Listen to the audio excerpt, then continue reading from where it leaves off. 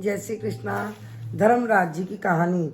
एक सेठानी थे, वे बहुत धनवान थे, लेकिन सेठानी कभी भी किसी को दान नहीं देती थी।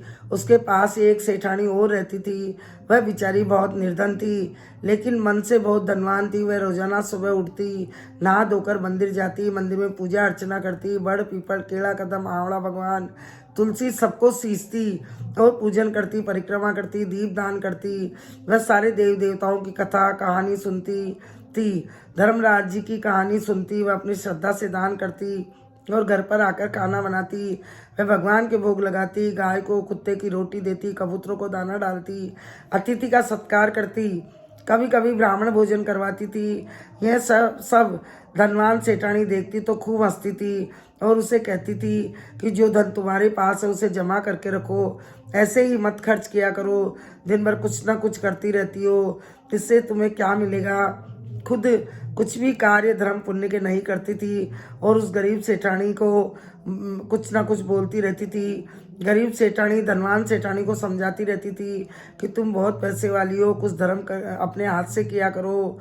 भगवान को क्या जवाब दोगी? ऊपर जाने पर तुम्हारा धर्मराज जी लेखा जोखा लेंगे और तुम्हें सजा मिलेगी। लेकिन धनवान सेठानी तो उसके हर समय मजाक उड़ाती रहती थी। थोड़े दिनों बाद दोनों का भगवान के घर से बुलावा आ गया। अब दोनों जाने लगी तो धर्मात्मा सेठानी ने कहा के लिए विमान आया। धर्मात्मा सेठानी के लिए विमान आ गया और वह विमान में बैठकर बैकुंठ गई और धनवान सेठानी को यम के दूत मारते हुए ले गए। रास्ते में सेठानी ने कहा कि मुझे भूख लगी है, तो यम के दूतों ने कहा कभी किसी को अन्न खिलाया क्या जो तुम्हें मिलेगा? थोड़ी दूर गई, फिर बोली मुझे प्यास लगी है, तो यम दूतों ने कहा कभी तुमने किसी को पानी पिलाया क्या? जो तुमने किसी को खिलाया पिलाया होता तो आज तुम्हें मिलता। रास्ते में गर्मी से तड़पती हुई, कांटों पे चलती हुई, घसीटती हुई यमदूत ले जा रहे थे। अब सेठानी बहुत पछता रही थी, सोच रही थी कि अगर कुछ दान देती तो अच्छा होता। बहुत सारा धन था, फिर भी कभी किसी को दान नहीं दिया।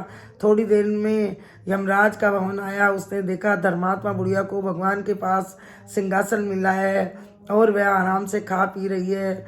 उधर उसको तपते कुंड में डाल रहे थे। अब धनवान सेठानी बहुत प्रार्थना करने लगी कि एक बार मुझे पृथ्वी पर वापस भेजो कि मैं धर्म पुण्य करके आऊँ।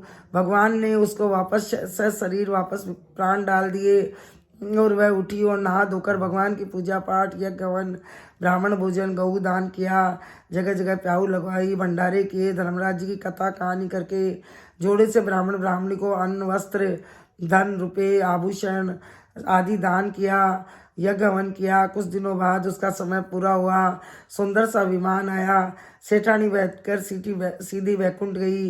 हे धर्मराज जी, उसको बैकुंठ दिया वैसे सबको देना, पहले वाली को दिया वैसे वैसे सबको देना, कहता न सुनता न, हुंकारो भरता न, अपने पूरे परिवार की रक्षा करना।